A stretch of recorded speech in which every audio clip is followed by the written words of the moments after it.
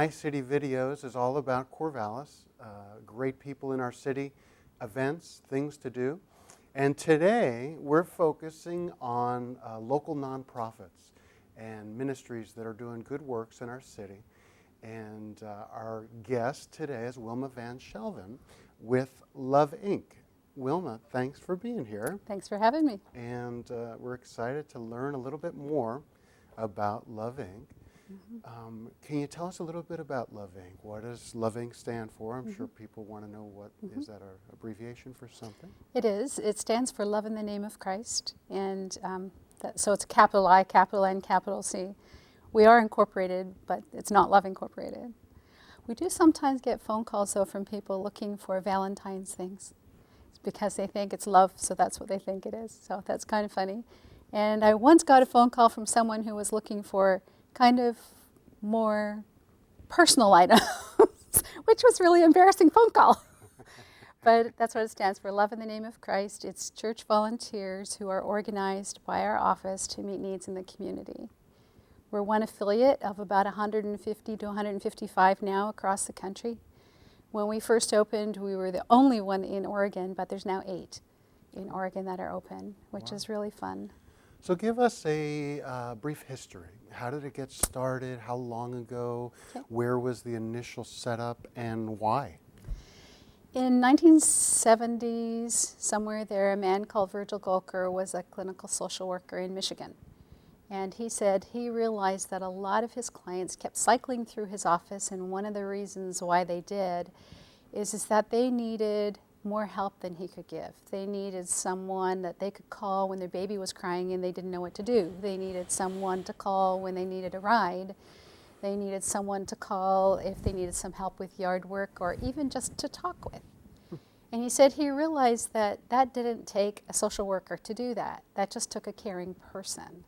So what he did was he went to local churches and asked the pastors if he could ask their members if they would be willing to do simple things like give a ride, prepare a hot meal. The pastor said to him, our people are too busy. They won't have time. So he kind of kept on their case, and eventually they said, okay.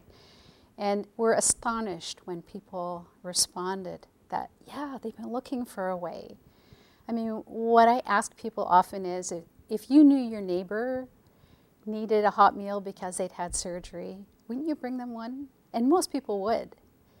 But they didn't know who needed it. And so what Love Inc. is the mechanism to bring the volunteers in the churches together with the needs in the community. And then he continued to develop that in his town, and then people in other towns heard about it, and they asked him to develop them there, and eventually he said, I just can't do this. And he went to World Vision, and it became a World Vision program until about 2002, when World Vision spun it off as its own program again, with its own 501c3 and a national office. So tell us about the Corvallis branch. When did this start? Okay. And did you start it? And tell us a little background about how it got started. Okay. There's about 25 pastors in Corvallis that have been praying together for at least 15, 20 years. And they got together at a meeting one time and they said, what can we do together that we can't do alone? Because Scripture talks about we're supposed to be working together and loving each other and loving our community. And they felt we weren't doing that very well. So they appointed a search committee. That search committee spent a couple of years coming up with a model and putting together like a permanent committee. And that model that they found was Love Inc. And they said, why reinvent the wheel? If there's something that already works in other cities, why try to find something new? And so they went to the pastors and they said, this is what we've come up with. And they said, yeah, that's a great idea. So they moved forward and became a board and put together bylaws. And then they advertised for an executive director. And this was in 2000. And I heard about the job, and at that time I was a legal alien, but I did not have a green card, so I couldn't work for pay because I'm a Canadian. My husband and I had moved here in 1998. And so I applied for the job because my whole life I found where needs are and where people are who can meet those needs and have connected them. So it seemed kind of normal, and it made a lot of sense to me personally. And I didn't have any children here. They all live in Toronto, so I was looking for something meaningful to do. So I applied, and when they interviewed me, they said, so how much are you expecting to be paid? And I said, well, you can't pay me because I don't have a green card. And they said, you're hired. Well, actually, that's not true. But I'm sure that I don't know if it made any difference, but I just like to say that because it's kind of funny. Yeah. So tell me, does every city have the same template? This is basically how it works. Do people pick up the phone? Do they go to your website? How do people, one, hear about you? And then how do people, well, a few things. One, how do they volunteer their time or get on a list? And then the people who do need help, how do they also hear about you and know that there's a need? That's a lot of questions I know. in one question. And if I forget one, just remind me, okay? People hear about us from their caseworkers. They hear about us from churches. They hear about us from friends and family who have worked with us before. They hear about us from the web. We do get requests, online requests, probably 5 to 10 times a week. And but most of them hear about them from friends or from other nonprofits in the community. This is a really interesting city. People here work together really well. The nonprofits work together really well. We're forming different collaborations to find ways to save money, because why have 3 nonprofits doing kind of the same thing? So we're trying, if our missions are similar or if what we're doing is similar, we're trying to work together. One of the examples is the Oral Health Coalition with Benton County Health Department and Community Outreach and Lynn Benton Community College and Love Inc. and then individual dentists are all working together to try, and the Boys and Girls Club, because they have the children's dental clinic there. We're all trying to work together to help adults with dental pain. And it's really fun to be able to work together so well. And so if they know that our mission is to mobilize the church, our members of local churches, to transform lives and communities in the name of Christ is our mission. And we do that by just making friends and meeting needs. And so they call us. We never push our faith on anybody. If they don't want to hear it, don't want to talk about it, we never will. We do offer prayer. And many people appreciate that because they see that as a sign of caring. And so we do that. But it's mostly from referrals. So typically, someone who has a need in the past might call a local church or stop by the office and say, listen, we need help with our electric bill this month. We're gonna get kicked out of our home, or we desperately need a car. Can your church help us? And now they funnel that kind of request through you, or do some churches choose to, of course, do it on their own? But they do both. And so quite often what they do is they'll have them call us, and then we do an intake, verify that the need is legitimate, and then call back with the recommendation to the church. So if someone comes to a church and says, I need money for this, or I need a hotel room, they'll say, we do our screening through Love Inc. So please call them, do an intake, and they will call us back with a recommendation. You can call us back in 24 hours and we'll let you know what our answer is. We'll make a recommendation. The church still has its own decisions, what they want to do. They may choose to do differently than we recommend, and that's entirely up to them. Awesome. Give us some typical requests, maybe some very basic requests to, we need this right now, to maybe extravagant. You know, I'm called to go to Africa on a missions trip and need $3,000. Yeah, give us a range of requests. Okay. What are some typical and what are some out of the ordinary? Well, one request that I received about 2 or 3 years ago was from a young woman, and she called us right after Christmas. She had been working and had the same job for several years. Her doctor told her she needed surgery and it should not wait. And that was in November. Her boss told her if she had the surgery, he'd fire her. Wow. That's against the law. You're not allowed to do that. But he fired her anyway. So she called and said, I've got food stamps so I can feed my child and myself, but I've only had 13 cents for the last 3 weeks, so I can't afford to buy toilet paper. She said, and I've been stealing it from the local laundromat, and I've always supported myself, and this is so humiliating. I just don't know what to do. So we sent someone over with toilet paper and shampoo and dish soap that day. Wow. And she never called for help again. But the issue was, because of the situation with her boss and the fact that it was illegal, there was a discussion between Department of Human Services and unemployment as to who had to give her money. Because they both said until the situation was resolved, neither of them could help. And so she was just in this very awkward space of limbo and just needed help once. Wow. And so obviously her money came through then because she never called for help again. So that's a very basic one. And another one that's kind of like that is we had an OSU student call. And she had been here for about 3 or 4 days in Corvallis. She was coming on a grant, but her grant money hadn't quite come through yet. She had an apartment because her family or someone had been able to pay for the apartment, but couldn't afford any food. And because she wasn't from this town, didn't know where any of the resources were, and had had nothing to eat for 3 days because she had no money either. And she said her family couldn't afford to help her anymore. So we sent a box of food over that day to help her with something to eat. So those are two really basic, simple needs that are easy to meet by a volunteer. That's great. Yeah, they're fun. Now, a more complex one would be people who call us for help with housing. Housing in this area, especially inexpensive housing, is so limited. And we have often people who call us with that. But we've been really fortunate in the last few years that we've been able to help some people with like a trailer or a single wide manufactured home.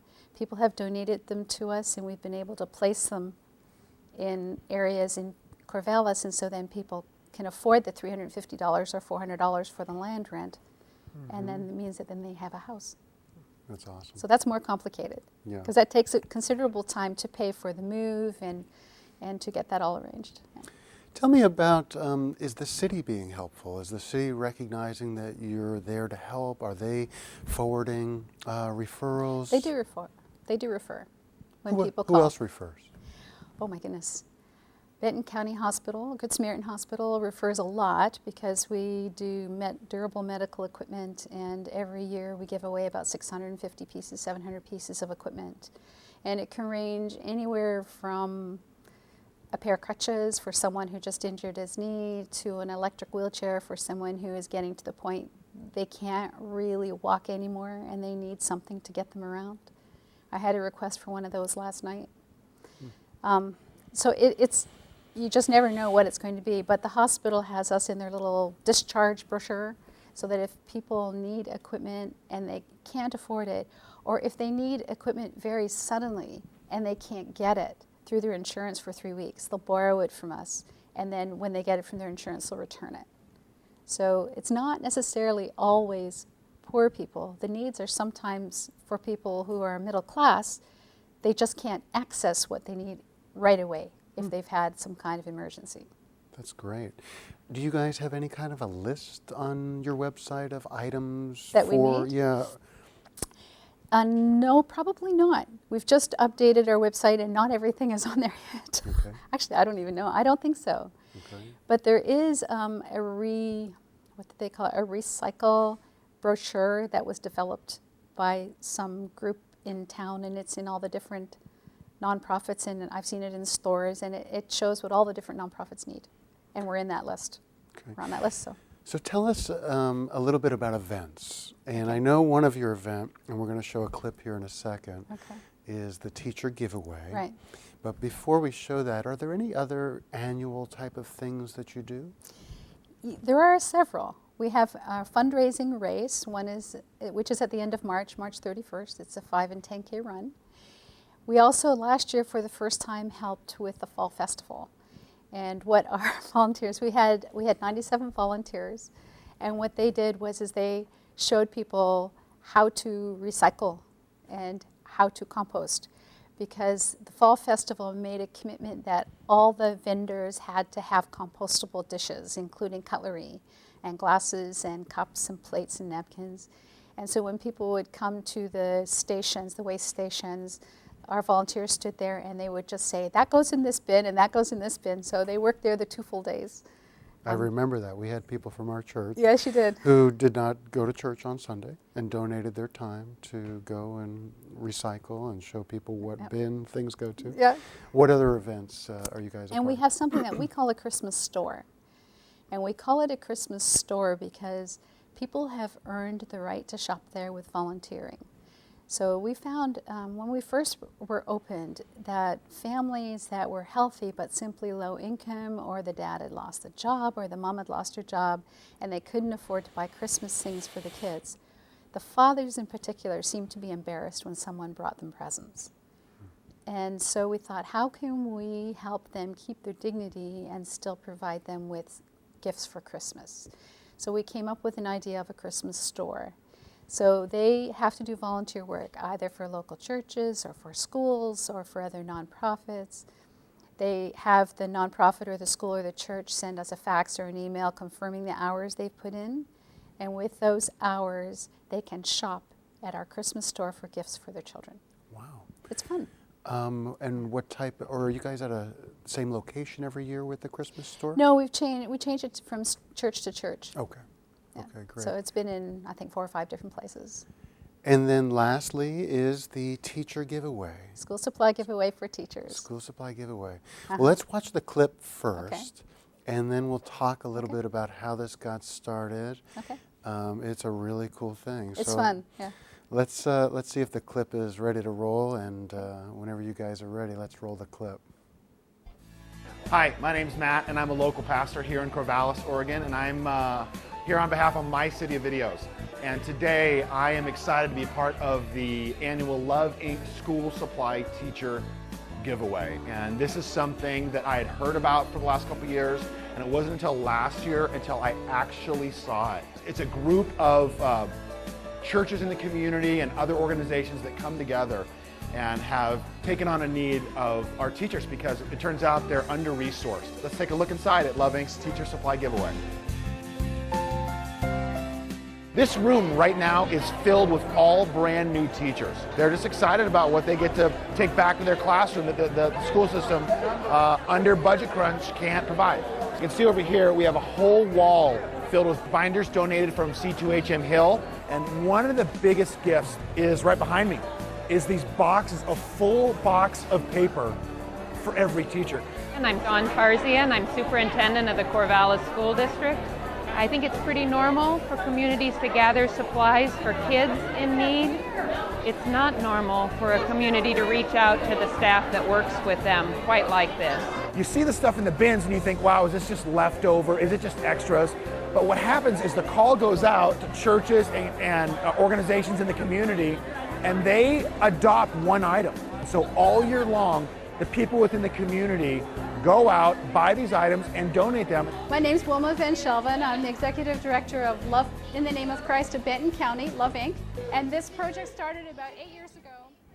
All right, so there you saw a little brief clip of the teacher giveaway. You could see the whole video at mycityvideos.com. And what a great event, Wilma.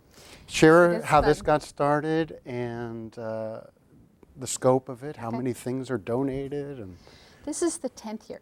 This is going to be our 10th year that we did that. And the first year was like in 2002. So that was a long time ago. And at that time, there was a lot of budgetary crunches with the schools, just like there is now.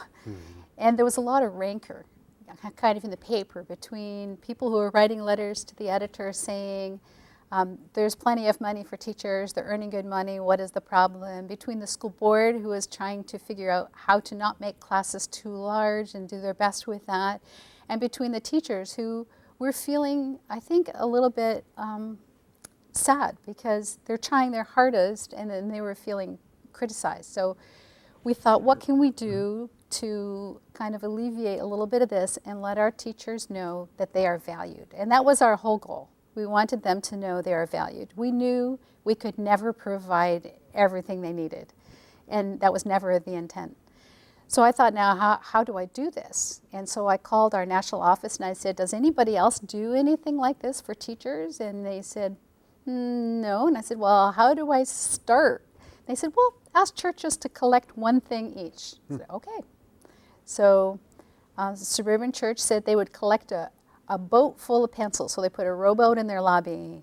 And Calvin Presbyterian Church said they were going to collect a locker full of Sharpies, so they put a locker in their lobby, and different churches did different things. And that first year, we had 13 teachers come, and it was at the Chamber of Commerce, and we gave away about $3,500 worth of school supplies.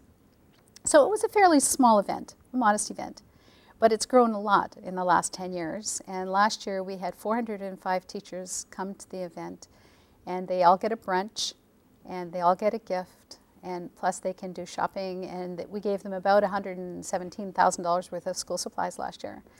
Wow. It's really been a fun event, and they tell us things like one teacher wrote and said, if you served me cold oatmeal and gave me broken crayons, I'd still come because I feel so valued and respected. It's so nice to have the community acknowledge the work that we do with the kids. And so I thought that was kind of a cute way to put it. Broken crayons and cold porridge. We don't give them broken crayons and cold porridge. But they do get a really nice lunch after they're finished. And it's an amazing event. It is fun. And is it open to just new teachers? No, the new teachers come for the first hour. Okay. And then rehires come from then. Actually, we spend a whole year collecting. We start collecting the week after the event. And the event is always the Friday before Labor Day. And then we spend a whole week setting up Monday through Thursday. And it's completely finished by noon hour on the day of the event. It opens at 9:15, and by 12 we're done. It's amazing. And I know the video talked about it a little bit, but each person, each teacher gets a helper to help hold, what did you guys call them, mules? Or bobs. Oh, they're bobs. Beasts of burden, yeah. Okay. They wear yellow scarves so they can pick them out, and they're usually kids from different youth groups. What a great way to serve the community. It's fun. I mean, it's just awesome. And just amazing. So if anybody ever has anything throughout the year, like sometimes we got a call from CH Tom Hill when they moved, and they said they had desks and chairs and binders, and did we need anything? And so we took a lot of it. And that year we had teachers who asked us for bigger desks for the middle school, because they had some kids who were sitting in those little teeny desks, and they were like 6'2" in grade 8, and they were with their knees in their chin. And so we were able to give them some desks from CH Tom Hill, which was really fun. That's awesome. Yeah. So throughout the year, people can donate, and on your website, would they find a donation place? No, they'd have to call us. Call or email, and then we would tell. They could drop it off at our office, which is at 2330 Northwest Professional Drive.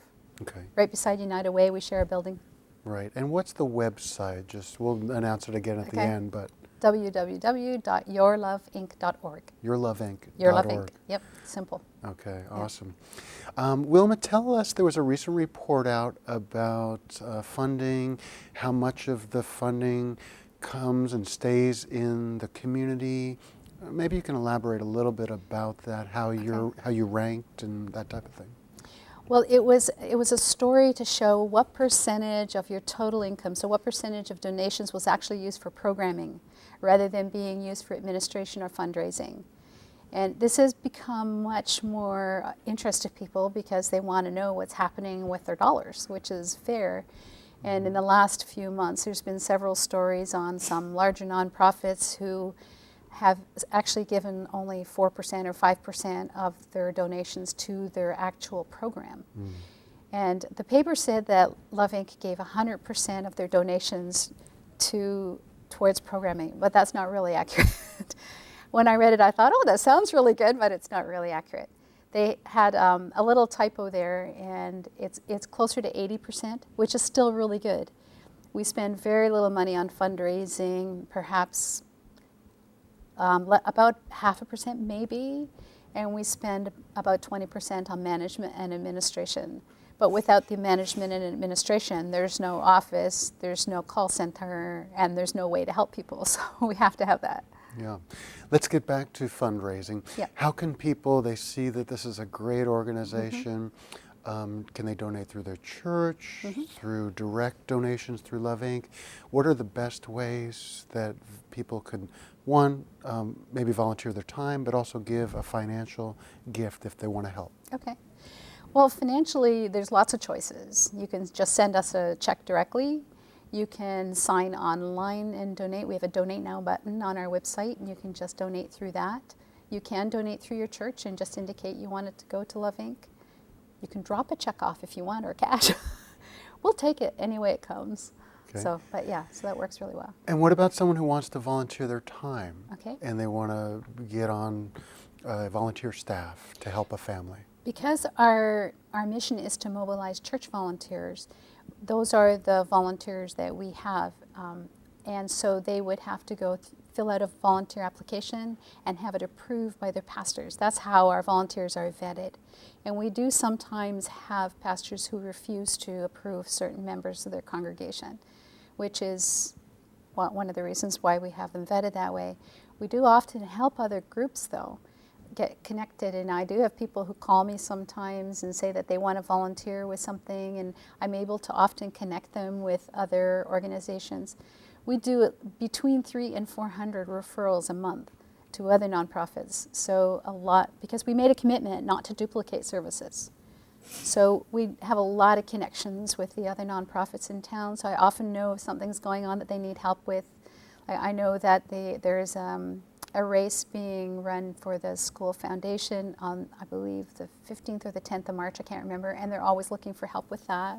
And so I'll refer people who want to volunteer who aren't connected with the church that way as well, and connect them. Awesome. Well, this has been a great program. Wilma, thank you very much for being here. Really Thanks for appreciate it. having I me. learned a lot that I didn't already know, and I thought I knew a lot about Love Inc. But if you want to get involved, it's yourloveinc.org. And a great way to get involved in our community. Thanks for watching. Check us out at mycityvideos.com. Until next time, have a great one.